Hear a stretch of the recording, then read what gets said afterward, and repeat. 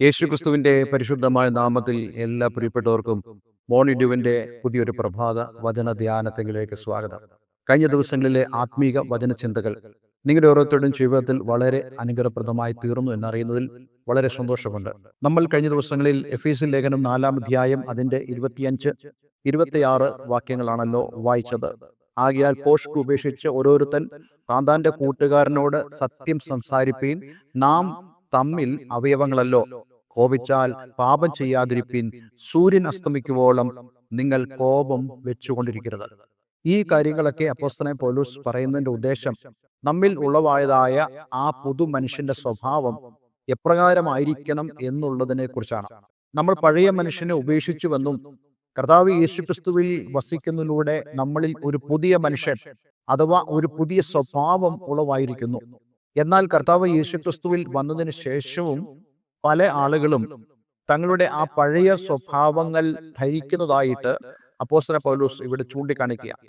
അങ്ങനെ നമ്മൾ ആ പഴയ സ്വഭാവത്തിലേക്ക് കടന്നു വരുമ്പോൾ നമുക്കുണ്ടാകാവുന്ന അപകടങ്ങളെക്കുറിച്ചാണ് ഇവിടെ അപ്പോസ്തലൻ പൗലോസ് വളരെ വ്യക്തമായി പറയുന്നത്. അതിൽ വളരെ പ്രധാനപ്പെട്ട ഒരു കാര്യം നമ്മൾ കഴിഞ്ഞ ദിവസം ചിന്തിക്കുകയുണ്ടായല്ലോ. 26-ാമത്തെ വാക്യം, കോപിച്ചാൽ പാപം ചെയ്യാതിരിപ്പീൻ. എന്താണ് അങ്ങനെ പറയുന്നത്? കോപിക്കരുതെന്നല്ല അപ്പോസ്തലൻ പൗലോസ് പറയുന്നത്. നമ്മൾ കോപിച്ചാൽ പാപം ചെയ്യാതിരിക്കണമെന്നാണ് താൻ പറയുന്നത്. ജീവിതത്തിൽ ഇങ്ങനെയുള്ള കാര്യങ്ങളൊക്കെ നമ്മൾ ചെയ്യുമ്പോൾ അല്ലെങ്കിൽ നമ്മളിൽ വരുമ്പോൾ പാപത്തിലേക്ക് അതൊന്നും വഴുതി പോകാൻ പാടില്ല. നമുക്കറിയാം, മനുഷ്യന്റെ ജീവിതത്തിന്റെ ഭാഗമാണ് കോപം, അതുപോലെ സന്തോഷം, ആഹ്ലാദം. ഇതെല്ലാം തന്നെ മനുഷ്യ ജീവിതത്തിന്റെ ഭാഗമാണ്. എന്നിട്ട് താൻ പറയുന്നു, സൂര്യൻ അസ്തമിക്കുവോളം നിങ്ങൾ കോപം വച്ചുകൊണ്ടിരിക്കരുത്. അതായത് ഇതിനൊരു പരിധി നമ്മൾ നിശ്ചയിക്കണം. നമ്മുടെ ഉള്ളിൽ കോപം സൂക്ഷിക്കുന്നതിന് ഒരു പരിധി, അതേപോലെ തന്നെ മറ്റുള്ളവരോടുള്ള പിണക്കത്തിന് നമ്മൾ പരിധി കൽപ്പിക്കണം. ഇല്ലെങ്കിൽ എന്താണ് സംഭവിക്കും ചോദിച്ചു കഴിഞ്ഞാൽ പിശാച് അതിലൂടെ നമ്മളിലേക്ക് നുഴഞ്ഞു കയറുവാനിടയായി തീരും. ഇന്ന് നമ്മൾ സംസാരിക്കാൻ ആഗ്രഹിക്കുന്നത് അപ്രകാരമുള്ള ഒരു സന്ദേശമാണ്. 27-ാമത്തെ വാക്യം, പിശാചിന് ഇടം കൊടുക്കരുത്. വളരെ പ്രധാനപ്പെട്ട കാര്യമാണ്. ആത്മാവിനെ കെടുത്തരുത് എന്നുള്ളൊരു വാക്യം ഈ സമയത്ത് വളരെ ശ്രദ്ധേയമാണ്.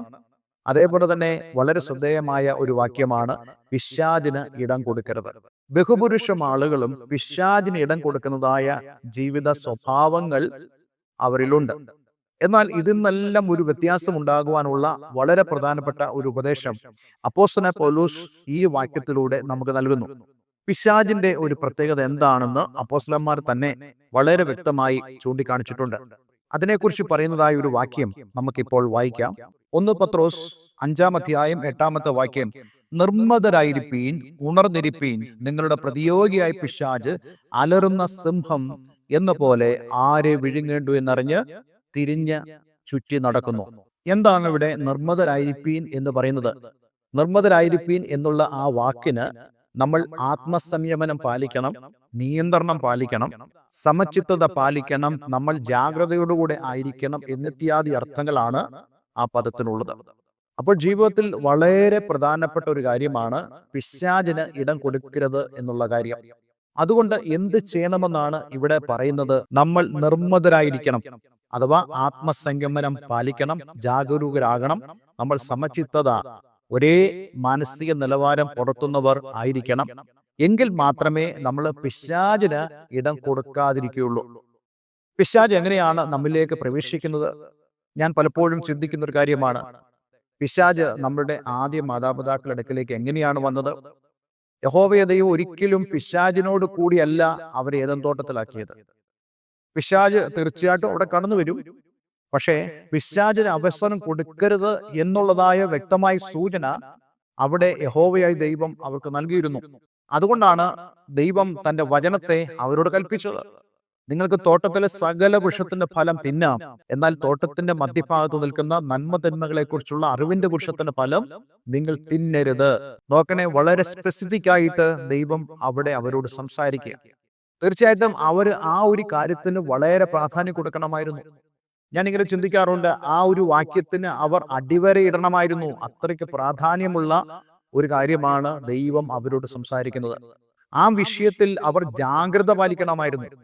ഇതുപോലെയാണ് നമ്മുടെ ജീവിതത്തിലും നമ്മൾ കേൾക്കുന്നതായ ദൈവവചനത്തിന് നമ്മൾ അടിവരയിടണം. വളരെ പ്രധാനപ്പെട്ട സന്ദേശങ്ങൾക്ക് നമ്മൾ അടിവരയിടണം. എന്തുകൊണ്ടെന്നാൽ പിശാച് നമ്മെ പ്രലോഭിപ്പിക്കുന്നത് അങ്ങനെയുള്ള കാര്യങ്ങളിലാണ്.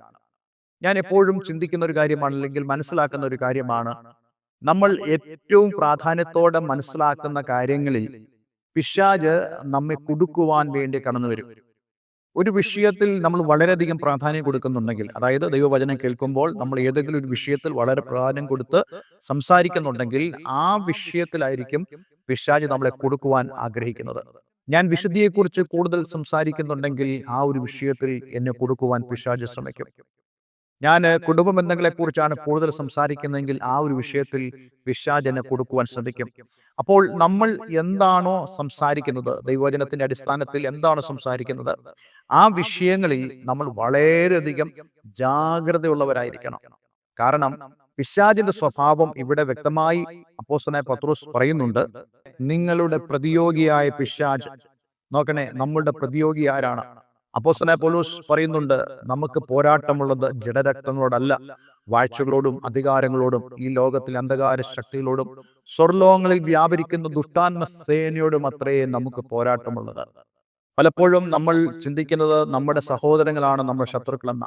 അങ്ങനെയല്ല, മറിച്ച് നമുക്ക് ഒരു പ്രതിയോഗിയുണ്ട്, അത് പിശാചാണ് എന്നുള്ളതായ വ്യക്തമായ ഒരു ദൂത് ഇവിടെ ദൈവത്തിന്റെ വചനം നമ്മോട് പറയുക. അങ്ങനെയാണെങ്കിൽ പിശാചിന്റെ പരിശ്രമം എന്താണ്? പിശാചിന്റെ പരിശ്രമം എന്ന് പറയുന്നത് അലറുന്ന സിംഹം എന്ന പോലെ. അവൻ സിംഹമല്ല, പക്ഷെ സിംഹത്തെ പോലെ അവൻ ആരെ വിഴുങ്ങേണ്ടു എന്ന് തിരഞ്ഞ് ചുറ്റി നടക്കുന്നു. ആരെയാണ് വിഴുങ്ങേണ്ടത് എന്ന് പറഞ്ഞാൽ, നമുക്ക് ദൈവം തന്ന വ്യക്തിത്വം, ദൈവം നമുക്ക് തന്ന വിളി, ദൈവം നമ്മെ ആക്കിയിരിക്കുന്ന പൊസിഷൻ, അവിടുന്ന് നമ്മെ മാറ്റി നമ്മെ പൂർണ്ണമായിട്ടും പിശാചിന്റെ കയ്യിലേക്ക്, പിശാചിന്റെ വ്യക്തിത്വത്തിലേക്ക് നമ്മളെ കൊണ്ടുവരുവാൻ പിശാച് ശ്രമിക്കുന്നതായ കാര്യം വളരെ വ്യക്തമായി ഇവിടെ പത്രോസ് പറയുന്നു.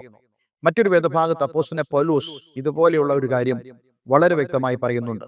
2 കൊരിന്ത്യർ ലേഖനം 2-ാം അധ്യായം 11-ാം വാക്യം, സാത്താൻ നമ്മെ തോൽപ്പിക്കരുത്, അവന്റെ തന്ത്രങ്ങളെ നാം അറിയാത്തവർ അല്ലല്ലോ. നോക്കണേ, പിശാചിന്റെ തന്ത്രം എന്താ? കർത്താവ് യേശുക്രിസ്തുവിന്റെ അടുക്കൽ പോലും തന്ത്രങ്ങൾ കൊണ്ട് വന്നവനാണ് പിശാച്.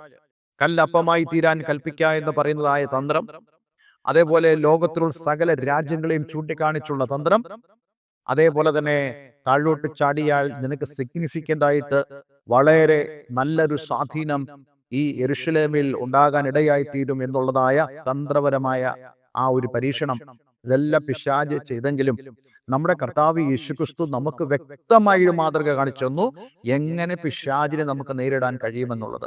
അതിൽ വളരെ പ്രധാനപ്പെട്ട കാര്യമായിരുന്നു യേശുക്രിസ്തുവിന്റെ ജാഗ്രത എന്ന് പറയുന്നത്. വാസ്തവമായിട്ട് യേശുക്രിസ്തു എന്താണ് ഈ ഓരോ പരീക്ഷയിലും ചെയ്തത്?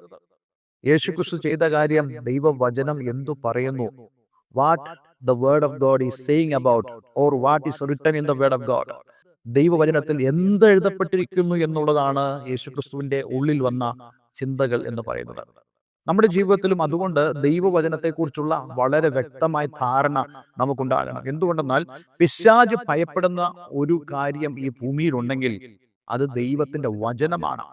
കാരണം ദൈവത്തിന്റെ ശ്വാസം വീണ വചനമാണ് ഈ വിശുദ്ധ ബൈബിൾ എന്ന് പറയുന്നത്.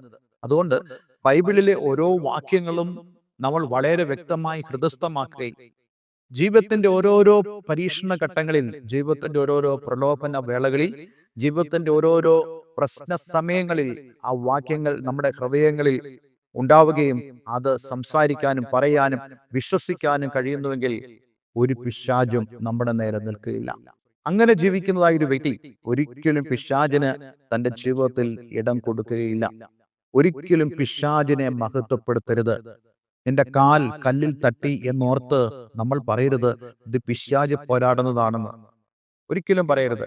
മറിച്ച് ഇതെനിക്ക് ദൈവം നന്മയാക്കി തീർക്കും, ഇതെനിക്ക് അനുഗ്രഹമാക്കി തീർക്കും, ദൈവത്തിന് സ്തോത്രം എന്നൊക്കെ നമ്മൾ പറയണം. ഒരിക്കലും പിശാചിന് നമ്മൾ മഹത്വം കൊടുക്കരുത്. അങ്ങനെയുള്ള ആളുകളെ ഞാൻ വളരെ കാണാറുണ്ട്.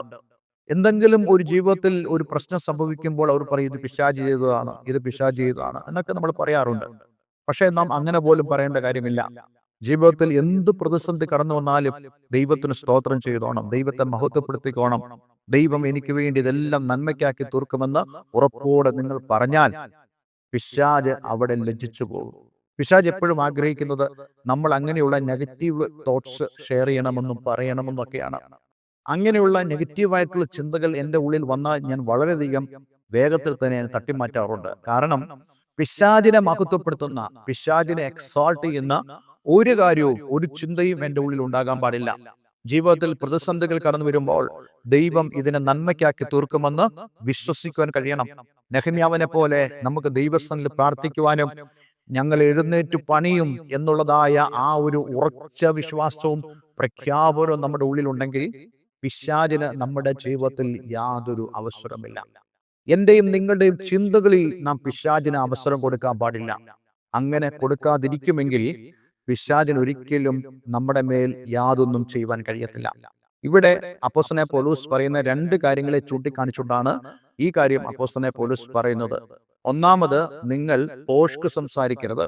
രണ്ടാമത്, നിങ്ങൾ കോപിക്കരുത്. അതായത് ദൈവമക്കൾ എന്ന് പറയപ്പെടുന്ന ആളുകളിൽ ഏറ്റവും കൂടുതൽ ഉണ്ടാകുന്ന രണ്ട് സാത്താനിക സ്വഭാവങ്ങളാണ് ഈ പോഷ്കും അതേപോലെ തന്നെ പാപത്തിന് കാരണമാകുന്ന കോപവും. ഇങ്ങനെയുള്ള ഈ കാര്യങ്ങളെ പിശാച് വ്യാപകമായി ഉപയോഗിക്കുന്നു എന്നുള്ള ഒരു ചിന്തയിലാണ് അപ്പോസ്തലനായ പൗലോസ് ഇവിടെ സംസാരിക്കുന്നത്. അതുകൊണ്ട് എന്നെ കേൾക്കുന്ന പ്രിയമുള്ളവരെ, പിശാചിന് അവസരം കൊടുക്കാതെ ദൈവവചന പ്രകാരം ജീവിക്കുവാനും നമ്മൾ പ്രാപിച്ചതായ ആ പുതു മനുഷ്യൻ ഒരിക്കലും പഴയ സ്വഭാവത്തിലേക്ക് മടങ്ങിപ്പോകാതെ നമ്മൾ ഓരോരുത്തരും ക്രിസ്തുവേശുവിൽ കാക്കപ്പെടുവാൻ ദൈവം നമ്മെ സഹായിക്കട്ടെ. ഒരു വാക്ക് നമുക്ക് പ്രാർത്ഥിക്കാം. സ്വർഗീയ പിതാവേ, എന്ന് ഞങ്ങളെ കേൾപ്പിച്ച വളരെ മനോഹരമായ സന്ദേശത്തിനായി സ്തോത്രം. ഈ വചനം കേൾക്കുന്ന ഏവരെയും ഞാൻ യേശുവിൻ്റെ നാമത്തിൽ അനുഗ്രഹിക്കുന്നു. ജീവിതത്തിൽ പ്രശ്നങ്ങളിലൂടെ കടന്നു പോകുന്ന അനേക പ്രിയപ്പെട്ടവർ എന്നെ കേൾക്കുന്നുണ്ട്. കർത്താവേ, അവരുടെ ജീവിതത്തിൽ പലപ്പോഴും അറിഞ്ഞോ അറിയാതെയോ പിശാചിന് ഇടം കൊടുക്കുന്നതായ അനുഭവങ്ങൾ അവരുടെ ജീവിതത്തിലുണ്ട്. കർത്താവ്, ഈ വചനം കേൾക്കുന്ന ഈ ദിവസം മുതൽ പിശാചിന് അവരുടെ ജീവിതത്തിൽ അവസരം കൊടുക്കാത്തതായ ഒരു ജീവിത ശൈലി, അതേപോലെ തന്നെ കർത്താവിൻ്റെ ആത്മാവിനും പ്രാധാന്യം കൊടുക്കുന്നതായ, അവസരം കൊടുക്കുന്നതായ ജീവിത ശൈലിയിലേക്ക് വരുവാൻ പ്രിയമുള്ളവരെ നീ സഹായിക്കണം. പ്രാർത്ഥന കേട്ടതിന് നന്ദി, യേശു ക്രിസ്തുവിൻ നാമത്തിൽ തന്നെ. ആമേൻ, ആമേൻ. ഇന്നത്തെ വേദവചനം നിങ്ങളുടെ ഓരോരുത്തരുടെയും ജീവിതത്തിൽ വളരെ അനുഗ്രഹപ്രദമായി തീർന്നു ഞാൻ വിശ്വസിക്കുന്നു. ധാരാളം പേര് പതിവായിട്ട് ഈ ശുശ്രൂഷ അനുഭവിക്കുന്നുണ്ട്. അവരെല്ലാം ഓർത്ത് ഞാൻ കർത്താവിന് നന്ദിയും സ്തോത്രവും അർപ്പിക്കുന്നു. നിങ്ങൾക്ക് തീർച്ചയായിട്ടും എന്നെ വിളിക്കുവാനുള്ള അവകാശമുണ്ട്. നിങ്ങളുടെ സന്തോഷം പങ്കിടുവാനോ അതേപോലെ തന്നെ ഈ സന്ദേശം മറ്റുള്ളവരിലേക്ക് നിങ്ങൾക്ക് പങ്കിടുവാനോ സാധിക്കും. അതിനാൽ ദൈവം നിങ്ങളെ അനുഗ്രഹിക്കട്ടെ. എല്ലാവർക്കും നല്ലൊരു ദിവസം ആശംസിക്കുന്നു. God bless you all.